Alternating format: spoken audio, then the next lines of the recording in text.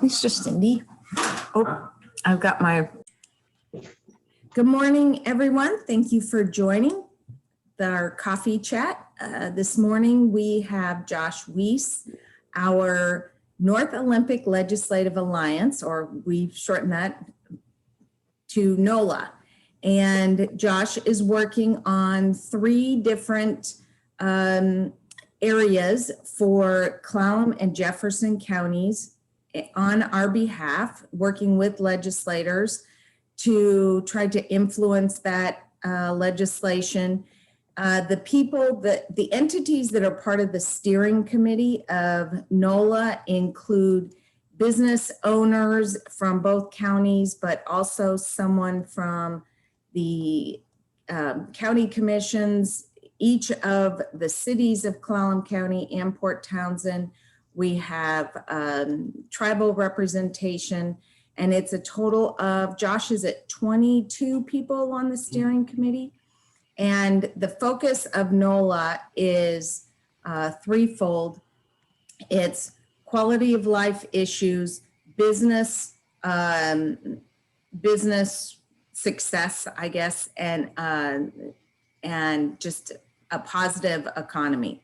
So with those being the pillars of the mission of NOLA when it was first started about 4 years ago, we use that as a lens to determine which are the legislative issues that Josh will work on. That doesn't mean that there aren't other issues everyone else is working on between the ports, the PUDs, the cities, the county, but for our work together, we have Josh work on those 3 issues. So of broadband, business support in response to COVID, and something called a Marine Economic Opportunity Act. So with that presentation or a bit of background, I will let Josh take it and tell us about what he's seeing happening in Olympia. And then after he's finished,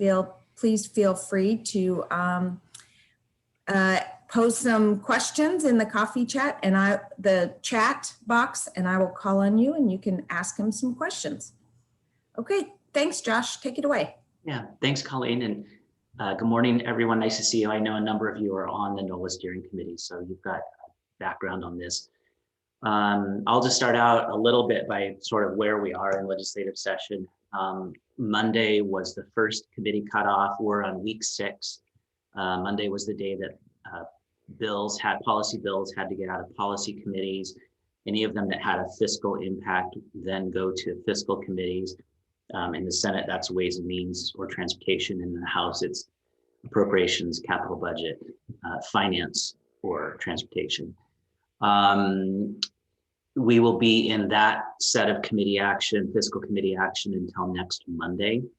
And then they'll move to floor action. This year, because of the virtual session, they've given themselves more time on floor action because they anticipate it will take longer to move bills off the floor, which we're seeing is being the case. Legislative leadership did ask at the beginning of the session that members reduce the number of bills that they introduce. And we really have seen that. There just have not been nearly the same number of pieces of legislation introduced. As is sort of always the case, that first cutoff never quite kills as many bills. Hi, Sue. Sorry, Colleen, but I have to. It's like making a presentation to your mom and dad. Yeah. Not nearly as many bills died as I think we were hoping would die, right? We're always just the beginning of session flooded with trying to make sense of, what are the bills that have been introduced that are just what we call hero bills that put out there to make a statement, nobody intends them to move.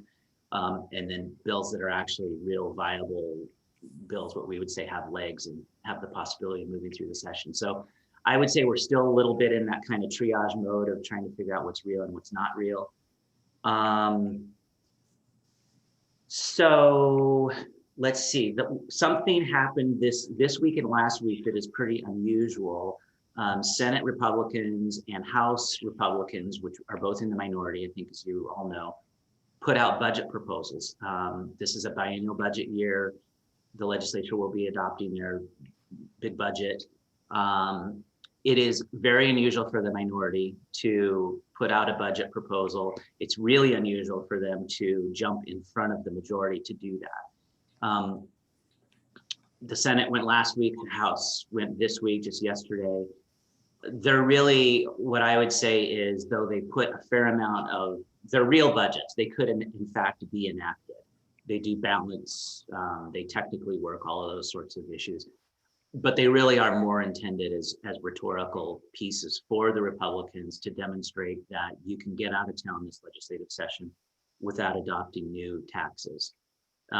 It's largely in response to Democrat conversation for years now, frankly, and you saw the governor leading with capital gains tax, which is something we don't have in Washington State. And then even 2 weeks ago in the House, they are hearing a proposal as well for a billionaire tax bill. So it's just a tax on anybody that makes more than or owns more than $1 billion and on their, essentially on their income. So the Democrats, have been, as we talked before, have been pushed kind of to the left in the state. And you're seeing the result of that being much more assertiveness on new revenue proposals.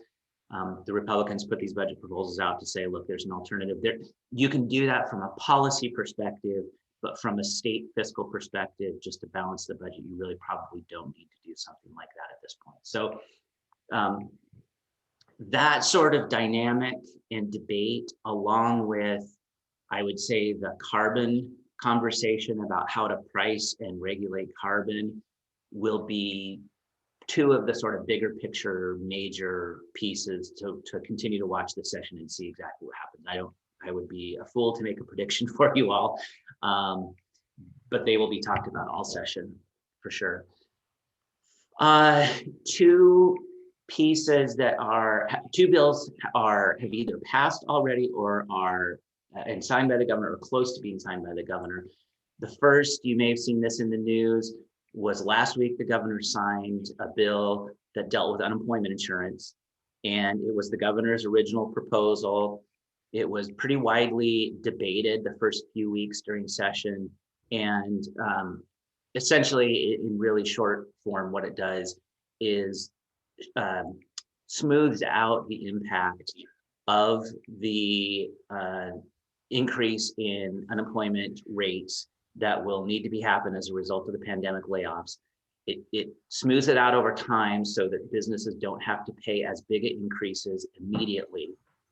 But what it doesn't do is relieve or socialize in a broader sense the impact of those layoffs. So basically, the proposal still says business, you're going to have to pay for the impact of those layoffs. We're not going to assume any of that impact in the state general fund. So it was an interesting debate all along, because you had business coming forward saying, we really appreciate this. This is a necessary move, but at the same time, we don't think it's fair that we have to bear this entire cost. And there were amendments proposed along the way, but ultimately they didn't pass.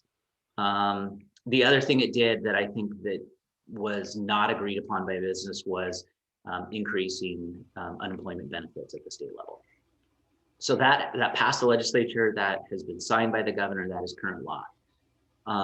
The other piece that we expect the governor to sign this week has been passed by the legislature, is the bill that distributes the federal funding from the last tranche of COVID relief that came down from Congress right at the new year.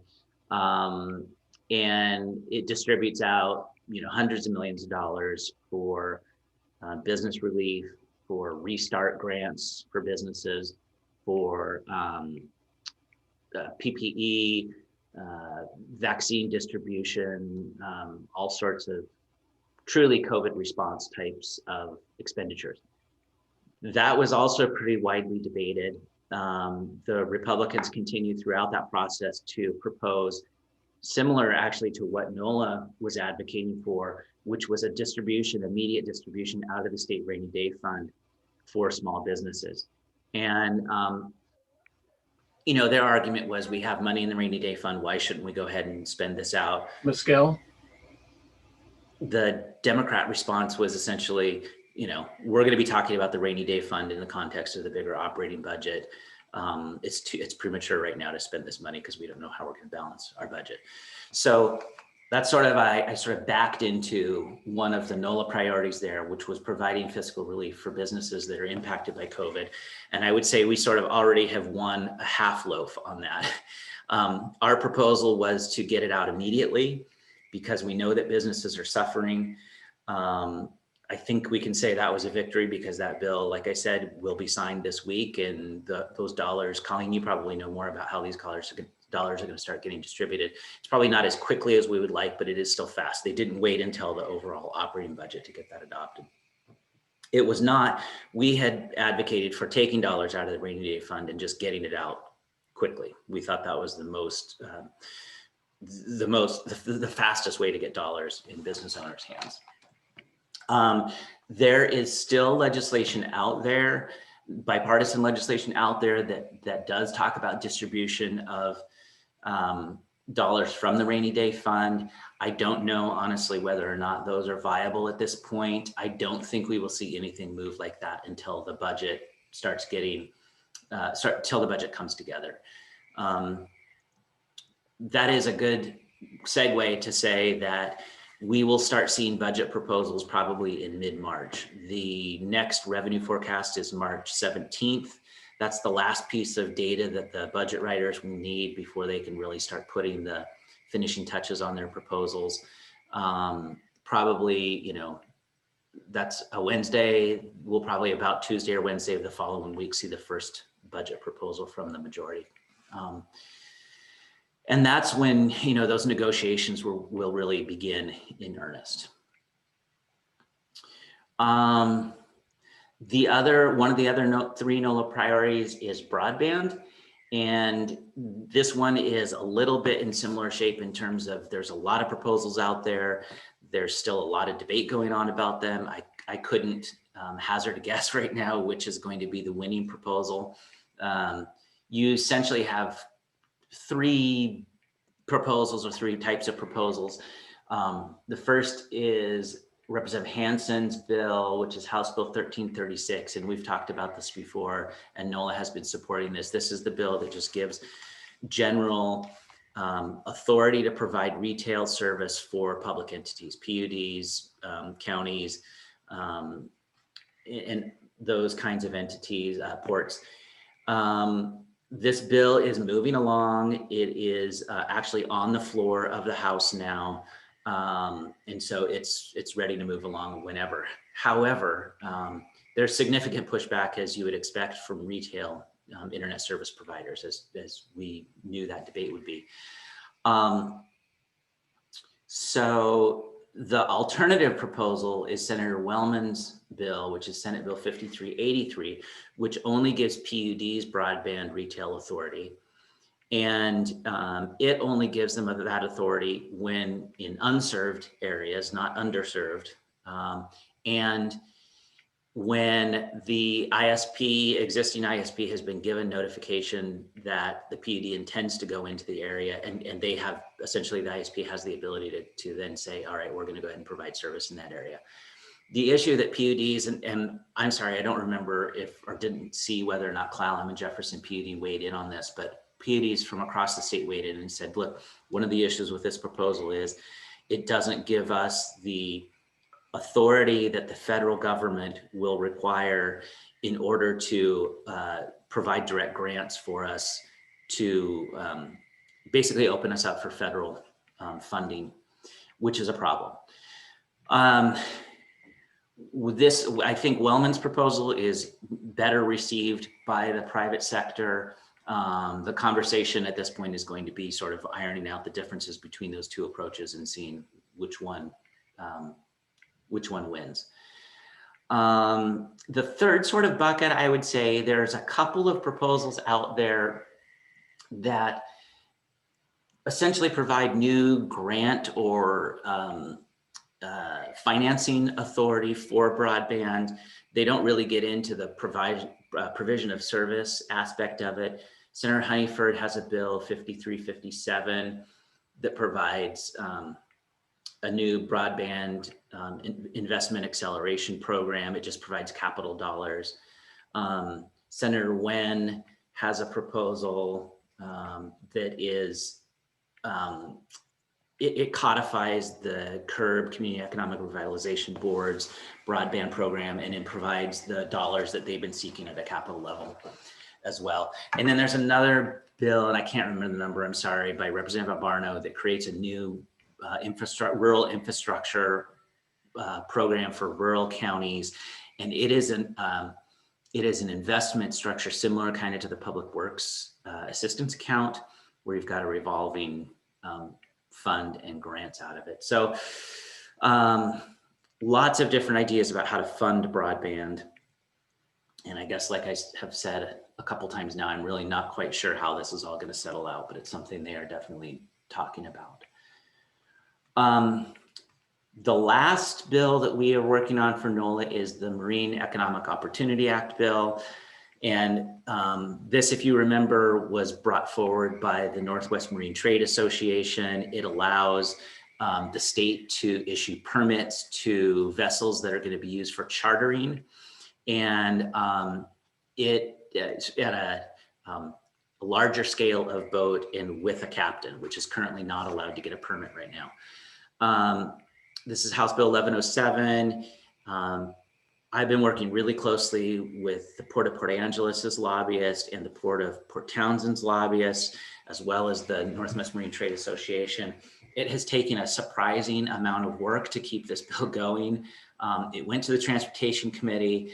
It got really confused in committee and sort of got interpreted by a number of members as being a tax break for mega yachts, which is not what it does at all. But as you can imagine, with this current political climate, that was not a sympathetic look for this bill at all.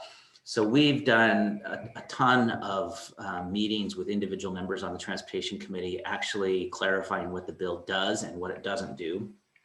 We were luckily successful in that.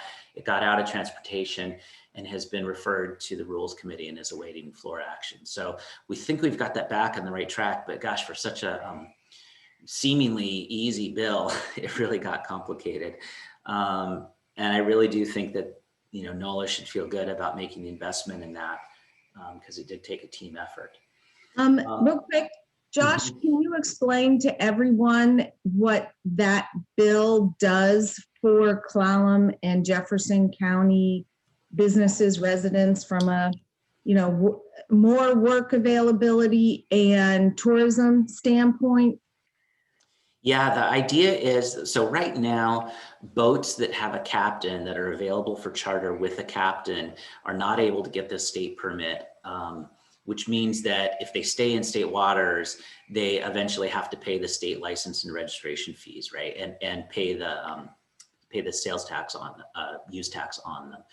So what happens is they will come into the Strait of Juan de Fuca, and they will go north up into Canada, either Victoria, Vancouver Island, or even further north, where they will, you know, stay in port for a while. They can have repairs done. They can be outfitted, restocked for supplies, and then also chartered out of. So there's a lot of economic activity accompanied with just basically servicing these vessels that we are losing out on. So for ports of Port Angeles and Port Townsend, Anacortes, we've got a lot of support from across the state. I should say across the coast in Puget Sound. It really is just another opportunity to attract some of these vessels in to be doing business in your ports. But it would also be for tourism, correct? Yes. So then these would be, you would be able to both Washington residents, but also out-of-state residents, you would be able to come into Washington, hire one of these boats with a captain, and go spend a week, you know, in the San Juans or Hood Canal or Puget Sound, Whereas right now you just don't have the opportunity to even make that rental at this scale. Obviously, those of you that know, you can rent a boat yourself in Anacortes and take it up to the San Juans, but you have to captain the boat yourself, which for those like myself, which are drylanders originally, that's a pretty daunting task and you don't necessarily want to do that. So this opens up another layer of tourism opportunity for the state. Does it also, Josh, prevent someone who is really wealthy, perhaps, you know, lives in California, has a yacht with the captain? Is it that they cannot stay within our waters for more than 60 days before they have to pay that sales tax? Yeah, I think it also for them, if you're just going to stay in the waters but not rent it out, I believe it essentially doubles your time up to 120 days. There still is an upper time limit where, you know, the state says, look, you're now a boat of Washington waters. We're not going to allow you to stay here anymore. That's what the new law allows for? The new law allows for a longer period of time for somebody that just wants to bring their boat up here and vacation here. Yeah. We're just, I think the point there is we're really limiting our state in this economic activity. Boats come from out of the area and they just head right to Alaska or Canada. And because Oregon and Alaska don't have sales tax, they're not even, you know, spending any time in Washington or Washington waters. And so we're really missing out on that. And those folks spend a lot of money. Yeah. And there was a lot of discussion amongst committee members and at the committee about, you know, well, are we just going to be flooding our waters with these huge yachts? You know, are we going to now be taking up all of our limited port space with these big yachts and now locals aren't going to, you know, have room? And there was a lot of response from marinas and ports about, you know, we have capacity. We've seen this in other states. It's not been overwhelming. So, you know, a fair amount of assurance from those businesses as well. I saw there was a question about the business relief. Yeah, I think that was from Lena. Lena, you want to ask your question? I was just curious as to what type of funding or business support is included in the bill. So I know a bit about that, Josh. If you want, we've had, as the ADO for the Associate Development Organization for Clallam County and Brian Koo for EDC, Team Jefferson and Jefferson County, we've been having a lot of conversations about what does this legislation require, and then how would the Department of Commerce implement that? And it's really actually very confusing. So Commerce isn't really a big fan of it. It says the maximum funding amount. So the entire pot is $240 million. I believe $150 million is set aside for just businesses that have been impacted and have had a loss of revenue in 2020. And then 90 million of that is for businesses that are closed. But there's a lot of questions about that. Okay, so many businesses are now into phase 2. If a restaurant is offering takeout services when this is rolled out, does that qualify as closed? So there's not clarity around that. The other issue that's very confusing that they're trying to get some clarification on is there's a limit set in legislation of no more than $75,000 for a business. However, then they talk about what the I don't know if they use word average, but the expectation is it'll be around $12,500 per grant. But the other issue is that it states in the legislation that if a business has received a Working Washington grant in the past, Working Washington 1, 2, or 3, then that has to be subtracted from the amount an entity's already received. So those that are the most impacted, easily, I know businesses that have lost, millions, literally, or at least hundreds of thousands. So this is just a drop in the bucket. And if they have to subtract the prior drops that they've received, they won't get any funding. And so that bill is on the governor's desk currently. And one of my questions in there is, Josh, have you heard if the governor's staff is working on any provisions in that area? I know Department of Commerce put forward some recommended amendments that didn't sound like all of them were adopted in this bill. Yeah, I don't know if there's going to be vetoes out of it. It hasn't actually been that long. It was past final passage on the 10th, which was just about a week ago, right? And it didn't actually get signed by the Speaker and the President of the Senate until Monday. Okay. So it just got to the governor's desk, and they, the governor's staff does sometimes maddeningly thorough review of any bills that come through to them before they sign it. I had heard that it would be signed this week, but I haven't heard anything more specific than that. Mm-hmm. Colleen, are you expecting that the application process will be similar to the Working Washington 1, 2, and 3? So 3 was very different than 1 and 2, and they want to have just one portal. So that will be at the state level. They'll have this one portal, which was similar to the Working Washington 3, but they're trying to work with the ADOs and the SBDCs. Mike Rykoff is on, I saw it as well. So we are going to be doing some advising and being able to provide some technical assistance, but it by and large is going to be very similar to what we saw in Working Washington 3, I believe. Brian and Josh, is that kind of what and Mike Rykoff, is that what you're gathering as well? Yeah, thanks, Colleen. That's my understanding as well, is kind of a hybrid of the last round, which had its lumps, but then making sure that there's some local perspective given as well. Mm-hmm. So we shall see. Mike? Yeah, and I know that our lead office has been in communications with the Commerce Department about how we might be able to provide support, but hopefully make it smoother than the Washington 3 one. That one was really rushed because they were trying to get that money up before the end of the year, or at least get the decisions made. Yeah. We have some businesses in this county that have still not received Working Washington 3 funds, that they're still working on those batches of funding rolling out. So, that was not a good process. I know so I'm biased, but I think it went well in our county from the funds that we distributed. We did it fairly quickly. And I know EDC Team Jefferson did as well, but I don't know that was across the board in every county. And so they wanted the legislature, I think, wanted more consistency.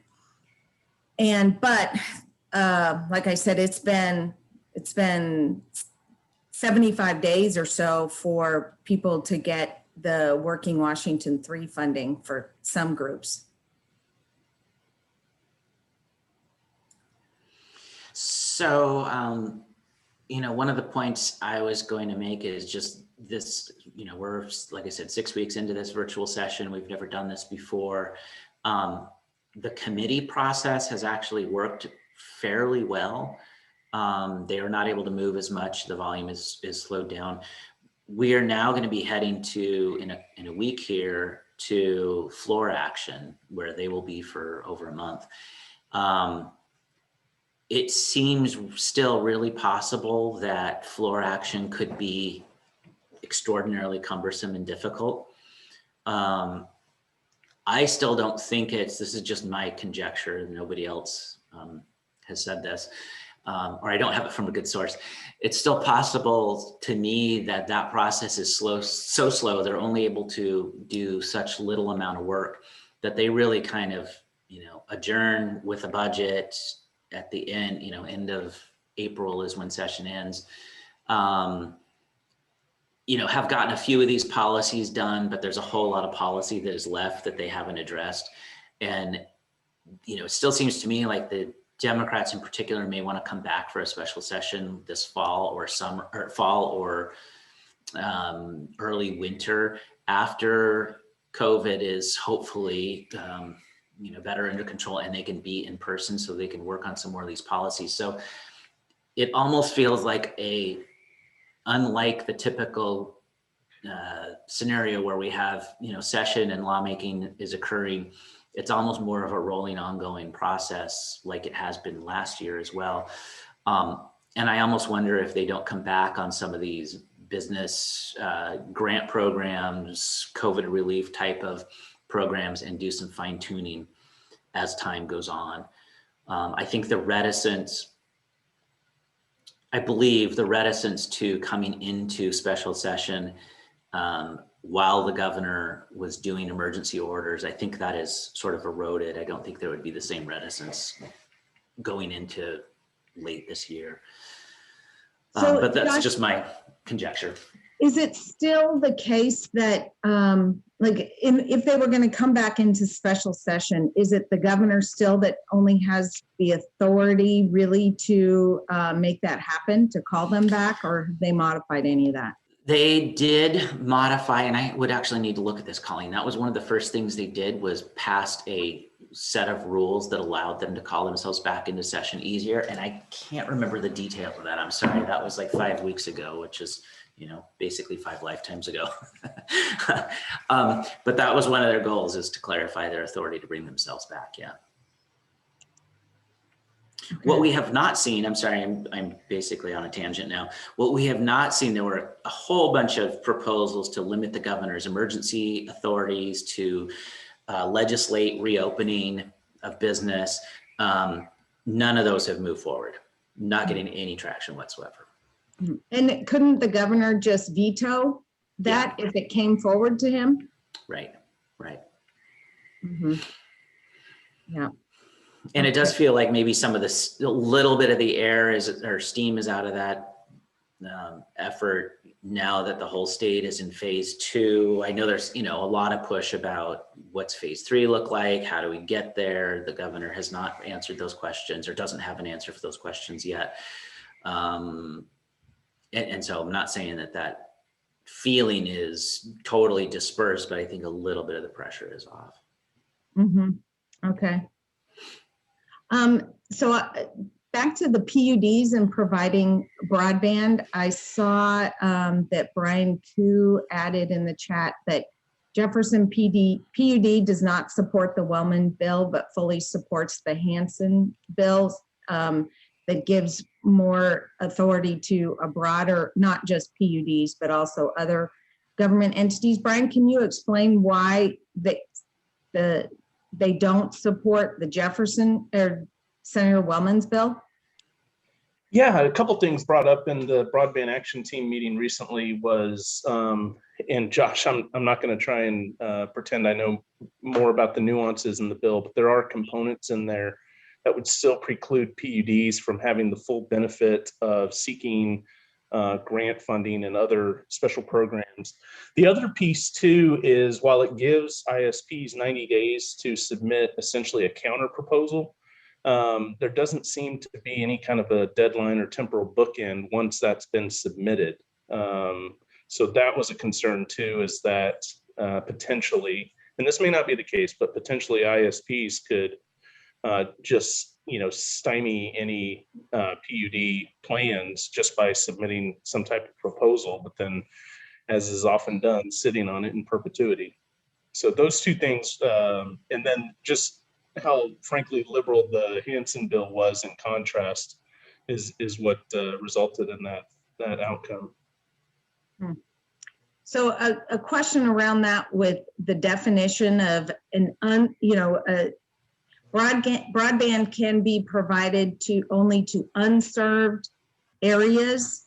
I've heard about how the FCC has a map that if even one person within the census tract or census block receives a good broadband, then it's considered that the entire area is served. How is that addressed in these bills? I don't know the answer, Colleen, off the top of my head. Let me see if I can look right now and find it. My assumption is that since this is a state law, that they're referencing back to that that definition, which is in the statute that set up the state broadband office. I know there's a definition of unserved in there, but let me see if that assumption is correct. So, and that's 25 megabits per second down and 3 megabits per second up.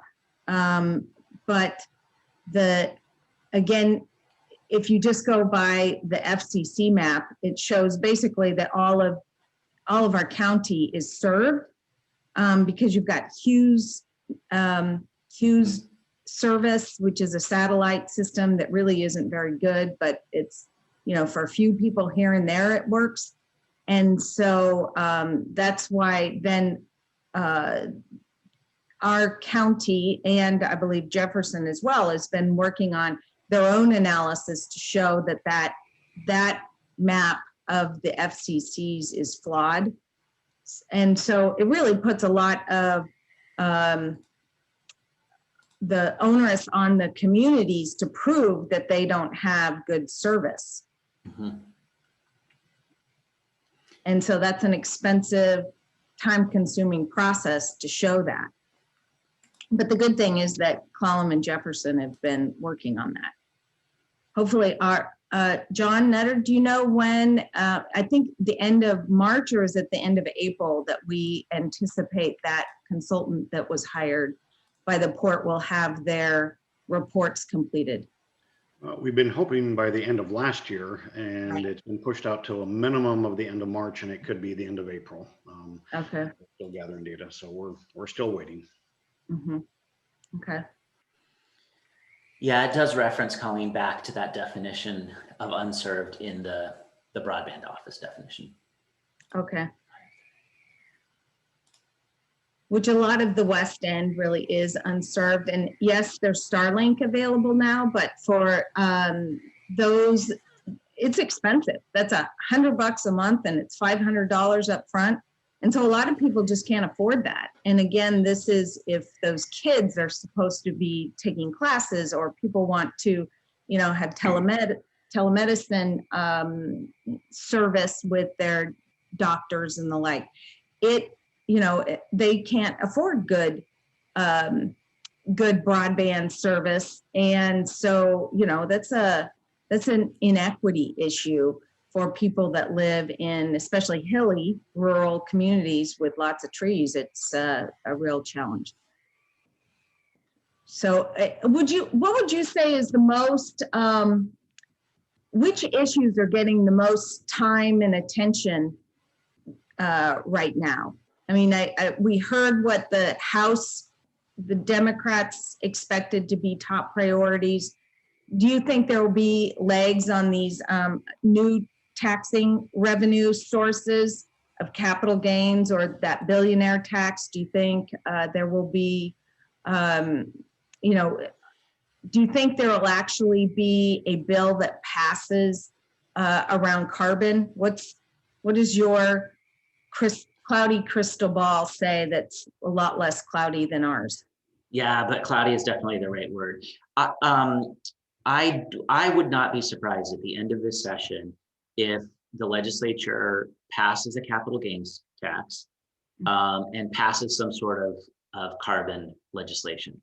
And the reason I say that on capital gains is I don't actually think they will need the revenue this biennium, but the progressive wing of the Democratic Party right now is interested in this from the perspective of truly wanting to restructure our tax system so that it is not as reliant on sales tax as it currently is. You hear all the time out there that Washington has the most regressive tax structure in the country. And I believe just from a tax policy perspective, they want to do this aside from the revenue. There's also, there is the certainty that a capital gains tax in the state would be challenged legally. And I think they want to get the proposal out there, get it through the courts, have a decision on whether or not it is actually constitutional in the state, so that they can eventually move forward with this type of proposal or not, so they know. The carbon, component, I think similarly, just from the internal politics of the Democratic majority, I think it's critically important to their base that they do something on climate change. There's I think the thing that could hang it up would be whether or not the internal debate about whether to do a cap and trade system or whether to do a carbon tax. And if they can't get on the same page about that or come to an agreement about which is the best approach to do on that, then they, that could be the hindrance for them. That is also tied into, and I think I've talked with this group before about the conversation that's going on around transportation. There are already 2 transportation funding proposals from the majority, House and Senate. The Republican proposal from the Senate has been delayed because of their operating proposal, but we'll see a Senate Republican proposal here in the next couple weeks. The carbon revenue conversation is tied into transportation. Both of the transportation proposals assume some sort of revenue from a carbon pricing structure. The other component that is a layer of complexity is that the House has now passed I'm sorry, I don't know if it's passed the House or if it's just on the floor. They will pass it, a low carbon fuel standard, which is essentially a requirement like British Columbia and California have, that says fuels have to have a certain content of biodiesel, non-carbon based component to them, increasing over time. It does not have a revenue component. It doesn't make the state any money, but it does cost gas, does increase the price of gas. So if you're going to increase the price of gas for low carbon fuel standard, that decreases desire or ability to raise fuel gas taxes for a transportation package, right? So you can see how all of these things are just, and the low carbon fuel standard is really, really adamantly supported by a number of House Democrats and the governor, and is really adamantly opposed by the Senate transportation chair. So they've just got really some big gaps internally about how to iron all these issues out. And this is where I could almost see, this in a virtual format, this might just be too complex for them to resolve. We're really seeing the negative effect of legislative members aren't able to talk to each other very much, not nearly as much as they used to. And not just in meetings, but like the informal, they're on the floor waiting for a vote and they walk over to each other's desk and have a quick conversation about issues. They resolve a lot of business that way. And I think it's a real question about whether they can get anything big like this resolved in this format. There has been discussion, Lena, to your question. She asked the question about reducing the sales tax rate if there's new capital gains. There has been discussion about that. And that's kind of one of the debates amongst the budget writers about, do you do a budget neutral proposal or do you do a revenue positive proposal? I don't know what the answer is on that. Mm-hmm. So Jennifer Burkhart previously brought up, and I hope I'm saying this right, Ketan? Jennifer? There we go. Yeah, the Ketan bill is moving forward. Is it? Yeah. I'm sorry, I don't remember, and I don't have on my bill tracking list that I can look somewhere quickly. I believe it is in the fiscal committee this week and is up for hearing in the next couple of days. It has moved past the policy committee. There are, you asked Colleen about major policy discussions, police reform, huge discussion, and as a result of that, there are, proposals that increase liability for local governments, that hire law enforcement personnel, court reform proposals. I mean, the whole police reform equity conversation is one of the bigger conversations going on. Why would the key TAM bill, and if you can kind of give a little background on what that means, why would it be going to a fiscal committee? I have not looked at it close enough this year. It probably has impacts to the courts. Okay. That would be my guess off the top of my head. The key to, and Jennifer, I see you're muted, so feel free and jump in, but it essentially allows on employment issues, allows the employee to step in and enforce state law against an employer as if they are an attorney general, and gives a private cause of action for employees on those cases. Oh, thank you. I see Brian Koo put in the chat box that the key TAM bill is up for hearing today. So what Jennifer had said when Mike Chapman was on, OMC is very concerned about this but it would affect all sorts of businesses that instead of using the L&I process that already exists, it would basically take it to the courts and allow it to be a lawsuit if the employer is not addressing state law for employment purposes as they should. So I assume that would be sick leave and all different types of state law that exists about work rules and benefit rules, minimum benefit rules. Is that right? I think I have a fairly good recap on that. Mm-hmm. But if Jennifer could, I think Jennifer's not able to, we can't hear her for some reason. I'm sure she would provide a much better explanation than I just did. Hey, Colleen, I'd be happy to jump in on this one since I Great. work with OMC as well.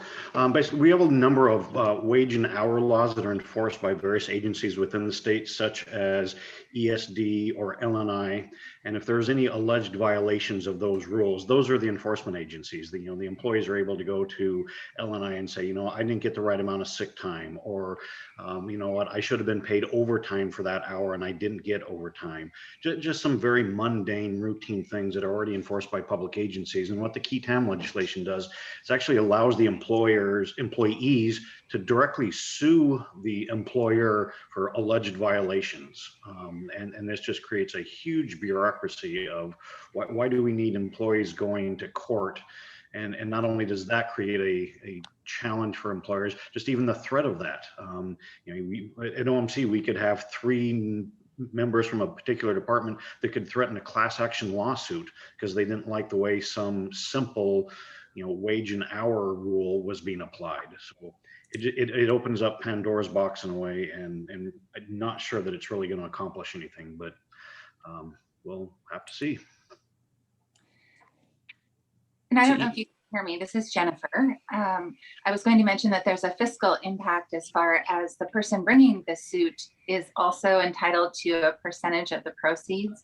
So that creates a financial incentive for more lawsuits to be brought, which is, of course, the opposite of what we really need in our litigious society presently. We're concerned because the history in California, which is the only state that has this particular law, has been disastrous. The business community has done study after study, which shows that businesses have been essentially penalized millions of dollars because of this lawsuit. And it really hasn't, or the types of lawsuits that are brought under this law, and it hasn't had the intended outcome of creating any further compliance among the business community, because there's voluntary compliance when these issues are brought forward anyway. So the California history is really problematic.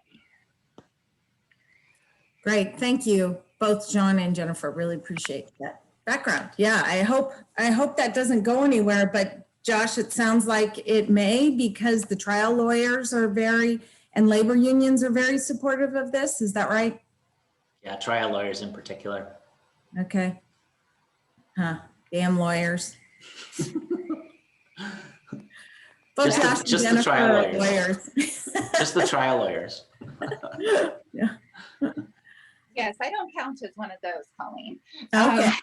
I did want to mention, though, I think that some of the outcry from the business community and some of the business groups might be making a difference in our call. We have a regularly scheduled call with our 3 legislators on Fridays, and Representative Farringer for the first time sounded pessimistic about the law going forward. And it's always seemed like it had perhaps an easier track this session. It got stopped last year.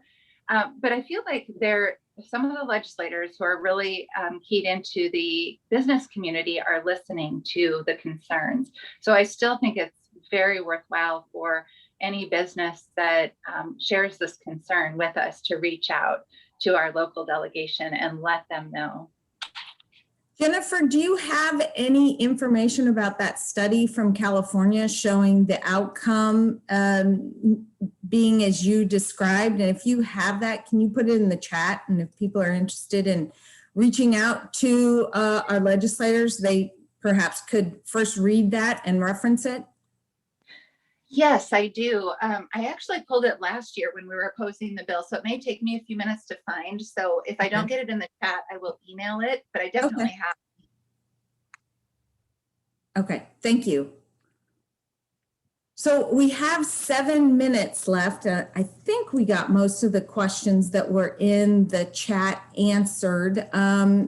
Does anybody here have any specific question? I think that the point about if we restructure the tax code so that the state isn't as reliant on the 6.5% of sales tax that they receive, and instead getting funds through capital gains, are they going to offset that, or are they just making the tax base that the general fund a larger amount? I think that's a really interesting question there. Are they making the pie larger, or are they really actually trying to redistribute the pie so it's less regressive? I think I'm put a link in the chat box for where you can sign in and let your position be known on a bill. I was providing some additional instructions. I mean, one of the benefits of this virtual session is that we're seeing thousands and thousands of people weighing in on bills this year, which you don't see normally. So if you choose the appropriate, on that Keaton bill, if you go to that link, choose the Appropriations Committee, today's date, you have to do it before 12:30, but it's really easy to put your name, and it's how you have to choose House, then Appropriations, then the date. Choose the bill number, which is 1076. It's there in that link that Brian had. And then you just put your name and email information in there and say that you're calling, and you'll be on the record. And it is interesting to see, like, I'm sorry, I'm completely off your question, Colleen, but I'll get back to it. On issues like the Billionaire Tax Bill or some of the climate change bills, you're seeing just hundreds and hundreds and hundreds of people signing in, and it is actually influencing legislators, I believe.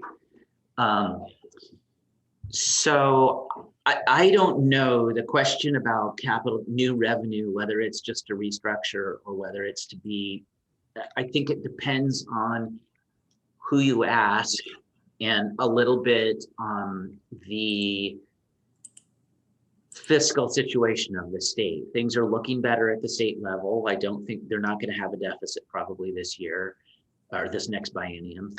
So I don't think they need to do it for revenue purposes, but it'll be challenging, right? I also don't think they'll want to rely on a new revenue source like that until it's really proven out in court. Mhm. That was your question, right, Colleen? Yes, yes. Yeah, okay. Mhm. But the odds of them having new revenue and then reducing the revenue are not high. I mean, if it did pass in court, the capital gains tax, and then next year coming back and saying, okay, well, we can reduce the equal amount from sales tax. They would, I don't know. I mean, you would just have to see. It would be several years before it got through the court system, a couple of years at least. At a certain point, they have to make fiscal assumptions about revenue. It would probably, as much as anything, depend on what the state's fiscal shape is when they finally got to that point. Mm-hmm. It would be very easy for them, I think, to say, well, we're not going to do this as a budget neutral proposal. Mm-hmm. Are you seeing much movement on childcare topics with licensing and the like? Yeah, lots of movement. I'm not tracking those in specificity, so I can't give you any more insight on that, but it is definitely a lot of conversation. You saw in I think in the bill, the federal bill, the bill that distributed the federal dollars, there was childcare money in there. I 50 million. Yeah. I know that somebody asked a question too about bills on education curriculum, and I'm sorry, Debbie, I don't track education policy whatsoever. So that is one area where I just don't have not even the slightest glimmer of what's going on there. Mm-hmm. I know the $50 million that was in the bill that's sitting at the governor's desk will provide $6,500 grants to childcare businesses. But and anyway, it doesn't. The underlying economics for a lot of childcare businesses don't work, especially when they have to have reduced capacity in COVID. So, we need, somehow the system needs to be addressed so that childcare is available for people that need it across the state. Yeah. But I think it's a nationwide issue, and I know Senator Murray is considering a bill at the federal level as well. Right. Mm-hmm. Hey, Colleen, I need to probably jump off for my 9 o'clock. Okay. All right. Hey, thanks very much for the update, Josh. We really appreciate it. And this recording will be available on our website. So, Brian, if you wanted to share it with some folks in Jefferson County, you can as well. So, good to see everybody. Thank you, Josh. We look forward to updates. Bye-bye.